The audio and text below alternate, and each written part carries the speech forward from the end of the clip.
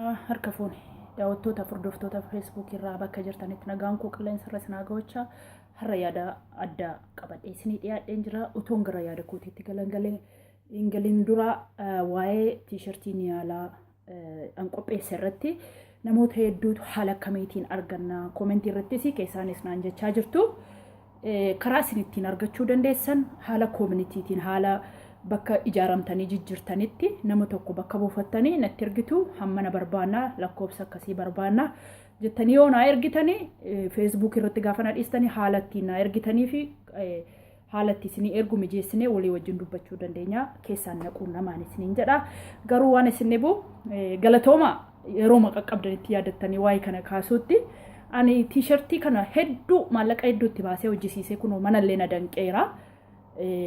Hojjedheen ture jechuudha waggaarraan hojjedhee jechuudha waggaa tokko ta'eera. Kaayyoon koo garuu waa isinirraa argachuutu hin ta'in utuun waan hin barbaade sana dhabe jedhe sila haamileen na bu'ee isin biraa deebi'eera jechuudha nama waan salphaatti haamileen na bu'u miti. Yeroon hojjedhe garuu dhugaama dhibbaa Oromoo abdadheemanii Oromoon kanan godha kanuma goona wajjiniin isa jedhu yaadeen hojjedhe ammas egaa yeroon darbine numa jira. Yaadattanii irra deebitanii waan kana akka haaraatti kaastanii si cina jirra jechuu keessan galatoomaan isiniin jedha. Barumsa illee isiniif haa ta'u waan tokko yoo yaaddanii wanti sun galma isinii ga'uu didee waan sana qofaadhaaf lammii keessaniin abdatinaa jechuudha.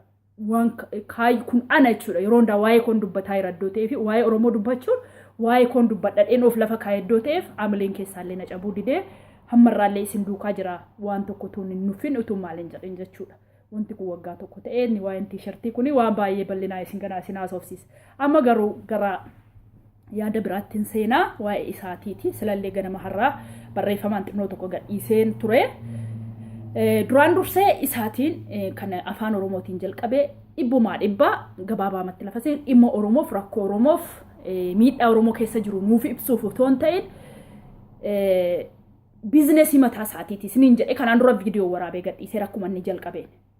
Ammas taanaan siyaasa mataa isaanii miidheeffachuuf namni kamiiniyyuu inkaanis warra Itoophiyaa keessa jiru miti ganaa warri adiin afaan keenyaan haasa'uuf deemu jechuudha. Maaliif jabaattee ati kaatee of taatee ofirra jaajjiteennaan nuuf jechatu hin ta'in faayidaa nurraa fayyadaman afaan kanaan kan hojjetan wanti hojjetamu ganaa iddoo jiruuf kan biraayyuu ganaa akka dhufu beeka.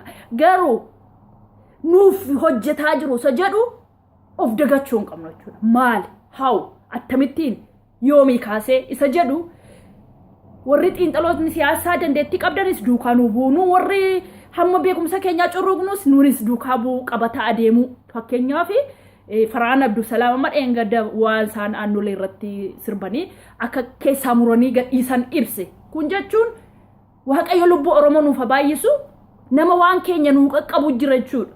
Qobaan jirru jechuudha. Barataa qabna beekaasi waan hundaa qabna jechuudha. Kun nu ba'uunsaa jechuun amma fakkeenya akkuma sirbaa noormaalii dhaggeeffannee darbuu dandeenya. Namoonni biraa inni qabxee achirratti nuu qabate kunoo akkas jedhee nuu dhiyeesse. Sababiin isaa maali isa jedhu beekna malee wanti nu arrabsiisu illee hin jiru wanti nu jechisiisu illee hin jiru.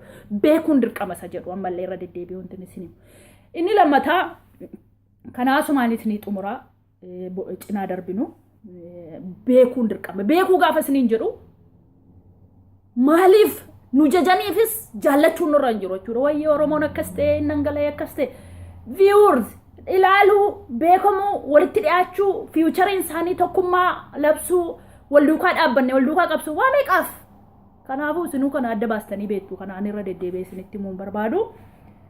Inni lammataa immoo warrooti Amaaraa wajjin hiriirraa Amaaraan isaanii wajjin dhaabbanna tokko taanaa maaloo taanaa jedhu tokkummaa waaqatu jaallata nama miti. Waa waaqi jaallatu moo hin jaalladha. Tokkummaan kun garuu haala kamiin isa jedhu irratti ilaallume. Fakkeenyaaf dheengadda biraan naggaa Ameerikaadhaa Kamaal Gashuuf Maalfaa wajjin taanee irra tokko wajjin jaan ka gala malee taa'aa ture. Tokkummaan kun barcuma Ameerikaaf barcuma Awurooppaati moo biyya keessatti nuun tokkummaa kan barbaannu uummata barataa wajjin dhaabbatee dhiiga isaa dhangalaasee uummata keenya wajjin du'a hirmaatee gaddas waan illee hirmaatu barbaanna malee tokkummaa sachattiin taayitaattiin borraqanii qabachuuf barcuma wal saamuuf deemanii ani gama kiyyan deeggaru. Barataan 200 kan keenya gaafa du'u 300 gaafa jedhamu barataa 3 naa kenna kan rakkoo Oromootiif saba biraa irraa du'e. Tokkummaan achirrattiidha. Nuti Oromoon yoo Itoophiyaa taanee wajjin hin jiraanne ollaa gaarii taanee wajjin jiraachuuf dirqama nu gargaaruu qabu. Utuu dhuguma nama siyaasa isaanii mi'eeffatee siyaasa jabaa hojjetanii deemuu barbaadan. Nurraan citanii eegeechi kaa jiraachuu miila tokko keessa kaanii tokko ala dhaabbataa tokko taan akkas taane jedhanii baandiraa ittiin dur nu ajjeesaa ture nurratti urgufanutu hin ta'ini. Jarri kun gargaaramuu qabu dirqama yooyyuu tokkoon taane ollaa taanee boru gargaarsa cimaa walirraa qabaachuu dandeenya. Hariiroo gaarii walirraa qabaachuu dandeenya jara kana wajjin jedhanii gaafa of kutanii lubbuu isaanii wareegan. Yeroo sanatti jara kana wajjin tokko taanannee of qopheessuun nurratti illee dirqama ta'a jechuudha. Kana ala ta'anii nuun hin goona akkasin goona jechuun anaaf naan liqinfamu gama kiyyaan akka nam tokkotti akka dhuunfaa kiyyaatti jechuudha. Mataa kooyyuu na dhukkubsaa jira keessa ba'ee jechuudha waa'een tokkummaa holola akkasii kun. Inni kan biraa gadi fageessaa ilaalaa Biraan Naggaa kun maalirratti qabsaa'ee jalqaba qabsoon isaa isarraa eegale. Haala kamiin eegale? Isa jedhu interviewuun Biraan Naggaa jalqabaa maaliidhaati YouTube irra ilaalaa. Maal jedhee gaafa mana hidhaa deemuu jedhe biizinasii mataa isaatiitiif hidhama dhaqe malee inni rakkoo siyaasaatiin miti Ameerikaa irraa biyyatti galeetu wajjin hojjetu hidhame. Gaafa hidhamee jedhu mootummaa hojii walitti bu'ee gaafa hidhaa buusanii gaafa dhaqu akka yerootti manni hidhaa Oromoo ta'ee jira. Kana gaafa naan Oromiyaa kana gaafa naan Oromiyaa ana Oromiyaa inni Itoophiyaan jenne uummanni Itoophiyaan jenne Oromoodha dhukan kanaaf immoo hambisuu qabna qabsaa'uu qabna jedhee murteessee gara qabsootti seenee. Kar tokkooni utuu nama bishaataa ta'ee bishaataa jechuun ko nama tuffachuu ko miti. Utuu nama tooftaadhaan fayyadamu ta'ee uummata tabaaf sallammii miidhamee mana hidhaa keessa jiru kanaafi rakkoo isaa kana baasuuf qabsaa'uun narra jira jedheen qabsaa'ee otoo jedhee. At least har'a sammuu koo keessa lixee namichi kun gaarii dhadhee furachuu danda'a. Garuu Oromummaa kana balleessuun dirqama nurra jiranuus qabeenyaa keessaa qabna minii jedhee isa yaadeedha ka'eedha jechuudha. Oromoo warra an Oromoodha jedhu dirqama Itoophiyaadha jechisiisuuf nama qabsaa'eedha jechuudha. Sanallee poointii kana achitti qaba. Haa ta'u akka nama tokkotti jabinni isaa inni sochii Itoophiyaa badde walitti suphuudhaaf yaalii godhu appreciate isa godha nan galateeffadha. Nama jabaa hattuu yoo ta'e saamtuu yoo ta'e islaama irratti yoo ta'e kiristaana irratti yoo ta'e oromummaa irratti ta'e nama jabaa waan hojjetu irratti jabaa nan deeggiraadha eenyuun iyyuu tootaalii amala akkasiin qabachuudha. Kanaaf iyyuu Biraan Naggaa nama kanaa fi oromummaaf oromoo balleessuudhaa fi sagantaa qabee jecha inni ittiin immoo uummata goonfachuuf yaalii godhu maaliidha yoo jettanii sabni Oromoo akka yerootti mana hidhaa keessa jira jecha jedhe sanaan nu goomsuu danda'a. Sun woordiin gizee baatu jecha tokko gaafa dhiyeessitu Oromummaan hidhaa keessa jira uummanni Oromoo akka yerootti hidhaa keessa jira jedhee yoon dubbanne vaaliyuu dhabuufii danda'a.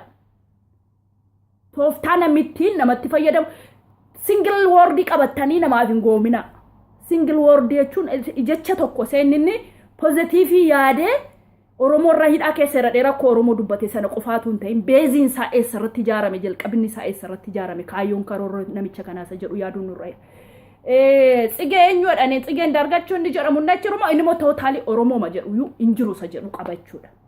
Kanaafiyyuu anaaf wanti isin deemtanii tokkummaan kun maal akka ta'ellee anaaf naan gallee sodaas immoo yoo akka jennee dubbanne nu gargaaruu dhiisu kaaliqa samaatiin nu gargaara nu rabbi tokkicha nu gargaara Oromoon of hin nadhamne yoo inni ijaaramnallee inni OPD wajjin ijaaramna malee saba biraa wajjin wanti nuun jala fiisisnee nuun isaanii wajjin ijaaramnu tokko hin jiru jechuudha. Isaan yoo barbaada yoo ijaaramuu barbaadan isaan nu duukaa ijaaramanii nu duukaa du'aa kaffalanis yeroo sana nu wal furachuu dandeenya jechuudha. Haala kanaan kanallee irratti gadi fageessaa ilaalaan isiniin jedha. Kanaaf iyyuu goommaanii fagaara dagatte mixiin lama ciniin ta'e Oromoon gaafa mammaaku. Kanaan dura hammarraa kan ittiin goomaa jirru uummanni Oromoon qabsaa'onni biyya ambaa keessatti rakkataa jiran Eeltiraan nama 9 lubbuu seenuu hambiftee waggaa 90 nutti taphachuuf deemte jechuudha. Garuu kan nu gabroomse jalqabaa kaase Eeltiraadha jechuudha. Kan nu gabroomse kan caakkaatti nu deebise Eeltiraadha jechuudha. Kan shira meeqa nurratti hojjete Eeltiraadha jechuudha. Garuu har'a da'oo godhannee jirra jechuudha. Jecha tokkittiidhaan namni nu boojiin jecha gaarii tokkoon waggaa 100 namni nu goomsin. Kanaafiyyuu maal gochuun moo kan Eeltiraatti ichi darbite isa kana tuun fixin jechuu dandeessu. Fakkeenya wajjinaa isaan namaa galaa deema. Eeltiraan nama 9 nu hambiftee turte yeroo sanatti yaadattu ta'e sabboontota Oromoo qabanii Itoophiyaatti kan deebi'u diddee achi keessa nu keesseerte jechuudha. Kana ala garuu parsantii 90 nu miitee parsantii 10 har'a gabrummaa akka uummanni keenya sochiilee goone mana hidhaa biyyaan beenne ollaalleen taane Itoophiyaa wajjin walitti dhiyeenyallee hin qabne achi keessa aguuggiidhaan keessee bal'inaan waa'ee kanaa keessa illee lixuun barbaadu rakkoo nutti uumtee jirti. Haala kanaan inni immoo gabrummaa Oromoon hidhaa keessa jira jedhee haasa'eef nama kana amanuun nurra hin jiru, furachuun nurra hin jiru. Tokkummaa yoo barbaadan dirqama isaan bobba'anii ajjeesanii lolanii ilmaan Oromoo duukaa yoo ta'ani isa booddee welcome faranjiin waa dhufee nu gargaara. Kanaafuu kana natti fakkaata. Isin immoo waan yaaddanan hin beeku. Galatoomaa waan na dhaggeeffattanitti hamma marsaa sattaanutti walitti deebinutti nagaan naa turaa. Qabsaaniin du'aa qabsoon itti fufaa. Jabaadhaan isiniin jedha.